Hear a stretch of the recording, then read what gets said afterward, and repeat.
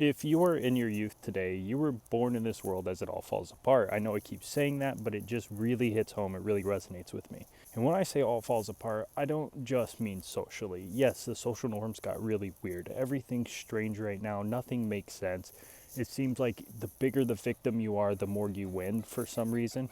It's like everybody's so privileged that they're fighting to have some kind of handicap, to grasp on any kind of thing that holds them back in society. But what everybody's missing is the truth of what actually holds them back, and it's the system. But I know that's very general, I know that's very vague, there's a lot more to it. Now, a little bit of background that some of you guys maybe remember, but some of you guys might not know. I actually love finance. I am a dirty capitalist. I know you can hate me for this all you want, but I really do enjoy the freedoms of business, the true idea, the true essence of capitalism, meaning anybody could be self-employed, anybody could live a good life and provide for their family without the government telling them that they can't, without all these crazy rules and restrictions stopping them from giving their family a good life, without crazy high taxes. I mean, when I say capitalism, I don't mean monopolies and bullcrap. I mean the true sense of capitalism, meaning you can create a good future for your friends and your family. You don't have to work as a slave for somebody else. You can literally do your passion. You can do the things you love. By doing the things you love, you can provide a beautiful life to the people you care about. Now, why is all this relevant? Why does this matter? Why does the fact that I love finance mean anything at all? Because the further I got into it, the more I fell in love with it, the more I wanted to understand it, the more I learned, the more I realized it is rigged.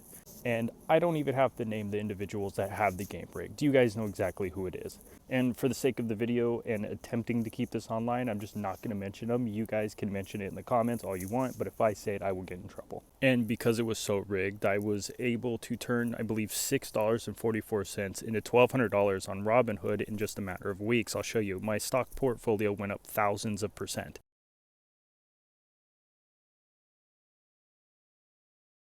And this is because I rigged the system in my favor for once. I identified their flaws and exactly what they're doing and how to do it, and I replicated it. Now, shortly after, all my stocks accounts were shut down.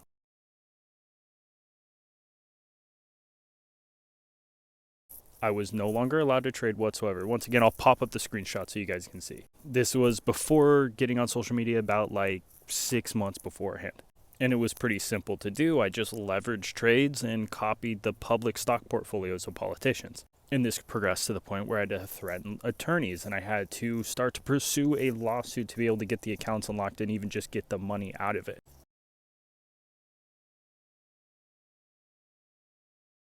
Now I understand like $1,200 doesn't seem like a lot of money, but it was to me, and it still kind of is. Now to other people, $1,200 may not seem like a lot, but at that time, that could have paid my rent. Now, something funny came out of that situation. Because this happened, it turned out I was really good friends with somebody with a Series 7 license. For those of you who don't know what a Series 7 is, it's a license so that you can manage money for others. And turns out I had a really good friend that managed hedge funds that actually worked for these greedy elites. He actually handles the money for the people who have the system rigged. So I was able to learn a significant amount of inside stuff. And the more I learned, the more it crushed me. It completely destroyed me because I saw this as an opportunity to do something with my family, to get my family out of poverty, to actually live a comfortable, good life. But since I was able to learn a decent amount in a quick amount of time, I'm going to share to you guys exactly what they're doing.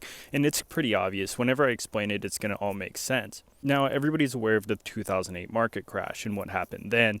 If you were alive during that time like I was, you saw complete catastrophe. What happened to the honest, hardworking people was not okay. That was not fair, and that was not cool for anyone. So the way they rigged the system is through the housing market, because the housing market is the most expensive thing that anybody will ever own, is going to be their house. So what they do is they sell you this house, but what they do on the back end is a loan that they know is not going to be fair. It's not going to work. They start issuing loans to people right at the border, right at the baseline of what they can afford, making sure they're still essentially a slave, making them live paycheck to paycheck, but then they can still live with the idea like, oh, I have a home though, so at least my family always has a place to live and a place to sleep. See, but that's where they get you, and that's where they fool you. They sell this idea and this sense of security. So what happens during these loans, whenever they drop interest rates and try to blow them out of the water, is everybody buys them at the exact same time. They say, oh, if you work at McDonald's, we will give you the money to buy a house now. Now, I'm sure you guys know where I'm going with this, but this is Riba, this is interest, this is not allowed. This is a major sin, and all these people will go to hell. And to be honest with you, these people are some of the worst. They are the worst of the worst. To do this to honest, hardworking people is not cool. I'm trying to keep my words as PG as possible right now, but it is completely wrong what these individuals are doing. So they issue these loans knowing that these people aren't going to be able to afford them. But at the time of the loan, the interest rates seem low enough and it starts to make a little bit of sense. So what they do is they wait 5 years, 10 years, and they jack the interest rates up. And I know a lot of people are going to be like, oh, who got the loan where you had to renegotiate? Well, a lot of people actually. When I checked today, it was $1 trillion in loans. So there was more people doing the loans where you have to renegotiate than not. So you get this loan at a nice little pretty 4% interest rate. You think that's fair. You think you can make the payments. And then 5 years later, 10 years later, you have to go in and renegotiate the loan. And then the loan is now 14%. That now jacks up your monthly payment to a point that you will never be able to afford. So what happens is all the money you paid into that house, the down payment goes straight to the bank, and then you get foreclosed on. The bank now owns your house. All that money that you paid into it goes straight back to the bank. But because they sold so many homes and got to that many people possible and capable of buying a home, the prices of houses have skyrocketed. This is because it's based off of supply and demand. The supply for houses didn't change much. They only issued permits for a certain amount of homes to be built. But the demand went through the roof because they said everybody's capable of buying them. So now a $300,000 house is a $550,000 house, and you can't afford that. So they're going to take it back from you, and then they're going to go sell it on the market. And not only are they going to sell it, they're going to batch sell it to Scientologists like Grant Cardone that are on the inside. And so we saw this happen during Bush. We saw this happen during 2008, and we're like, okay, this happened. Let's not let this happen again. The housing market's never gone down since then, so hopefully let's not make the same mistakes. Well, guess what? They just did the exact same thing. When everybody was issuing those loans during like 2018, 2019, I'm not going to say the cold that was going around because this video might not go very far. But during that time, everybody bought houses, and it was blatantly obvious what they were doing. They were setting up a second 2008 market crash. Now, this will absolutely tank and demolish the economy because when the housing market goes down, so does construction. But let me teach you guys something that's really interesting. You can actually make substantial, just significant amounts of money off the downfall of the economy. In fact, you can actually make more money from the economy crashing than the economy going up. And I know that sounds bizarre and I know that sounds crazy, but it is true. So think about this. Say it is called short selling, but let me explain it. Say a brand new iPhone comes out. Brand new iPhone 37 comes out, and it is $1,000 on day one. And say your friend buys a couple of them, he has an extra one, right? And so you borrow this iPhone from your friend. And your friend says, hey, just pay me back at some point in time.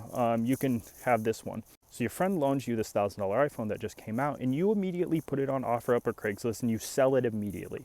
So you sold this iPhone at $1,000. And then 6 months later, the cost of that exact same iPhone is, say, it's $700. It went down in value. It's not the newest thing anymore. Nobody really cares because everybody bought it immediately. 6 months later, that iPhone's only $700. So you go on eBay, you buy that cell phone, and then you give it back to your friend, and you say, here you go, you can have your iPhone back. Well, you just made $300 from the value dropping of that iPhone. Everything about what I just explained to you guys should be severely illegal and should be punishable by law. These people should never get out of prison for being able to do this. And I don't have to tell you the names of the individuals who came up with this scam, because it really is. It is a scam. This is fraud. Now, here's the kicker. The reason why I was able to make that money wasn't because of this. Now, although I was taught this and I discovered this scam where you make money from the downfall of an economy, me and you were not allowed to do this. You are not allowed to do this because there is a PDT law, the pattern day trading law. So unless you have a Series 7 license or a boatload of money to be able to be on the inside, you're not allowed to do these kind of trades. You're not allowed to short sell, and you're not even allowed to do more than like 4 trades a month or something like that. I don't remember the exact number. Yes, I know this is scary. I know this is crazy, but you do make money on the downfall of the economy, and you make it so much faster than an uphill. See, when the economy goes up, it goes up slow. It goes up 5%. It goes up 10%. Maybe in a couple months, you're going to be lucky. Maybe through a full year, you get 40%. When it falls fast. It falls immediately. These people make hundreds and hundreds of millions of dollars, probably billions of dollars total, in a matter of months. And the way they do this is from stealing from the hardworking people. There's investment firms, there is stock markets that is behind the whole housing industry. And what they do is they build it up and they let it crash. And whenever it crashes, that's when they make their big money. That's when they make their bonuses. And what we're seeing right now in the economy is them setting it up to fail. Now, people are arguing because Trump's a president now, he might save the housing market. I'm not too sure. I can't predict the future. Nobody can. But I think there is a good chance it can go either direction. It can come up for a little bit longer, but if he does save it, the second it gets out of office, it's going to collapse all over again. They're just kicking the can down the road. Now, I'm not a certified investor. I'm not a Series 7 investor. So I know the next question a lot of people are going to have is, what can we do to avoid this? And my answer to that is just look into things where you can put money. If you do have the ability to park money somewhere, go speak to somebody who's qualified in that and go figure out things that are kind of recession proof. I can tell you work-wise, the biggest industry that increased in 2008 market crash was actually the fitness industry, which is one of the reasons why I became a certified personal trainer. I got my ACE, my NASM, and my NCCPT. Yes, the NCCPT is just an LA Fitness one, but I got 3 personal training certificates just because I was so scared of what happened. During 2008, my dad had built up a business, during 2008, lost everything. We went from a trailer park to living good and finally being free, back to the trailer park, back to the ghetto, back to dodging bullets. So whether you guys want to invest in crypto or gold or classic cars, I'm not the one to tell you where to do that with. What I can tell you is it is coming. It's obvious. Everybody has been saying this for a very long time. I'm just here to explain how it's going to happen. Now, I appreciate you guys all listening to my rant once again. It is time to go back home. Thank you guys for coming on this walk with me. I guess we were probably sitting most of the time, but still. I have a group class coming up January 9th. I said December 9th before. I don't know why. I keep saying 2029. I don't know what's going on with my brain. There's so many things going on at once, but I have a group class going on January 9th. If you want to get in, I will put the link in the description. When you click on that link, you can go through the description of the class and that'll tell you everything we're going over. So once again, thank you guys for watching. Thank you guys for listening. I will speak to you soon.